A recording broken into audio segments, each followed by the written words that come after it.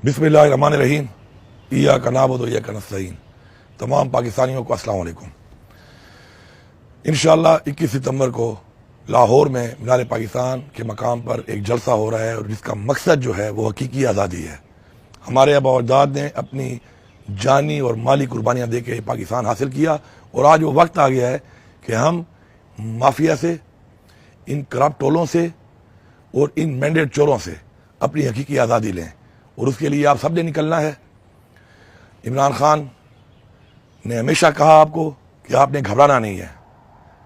मैं इस हुकूमत से कह रहा हूँ, मैंडेट चोर हुकूमत से, कि आपने घबराना नहीं है। इंशाअल्लाह पूरा पाकिस्तान निकलेगा और पख्तूनख्वा की आवाम से मैं मुखातिब हूँ। आपने भरपूर तरीके से निकलना है। इंशाअल्लाह मैं आपको लीड करूँगा, फ्रंट से लीड करूँगा और इंशाअल्लाह 21 तारीख की सुबह पख्तूनख्वा से जो काफिले हैं इंशाअल्लाह वो पंजाब की तरफ रवान दवा होंगे और इंशाअल्लाह जाकर मीनार पाकिस्तान पे इंशाअल्लाह में जलसा करेंगे।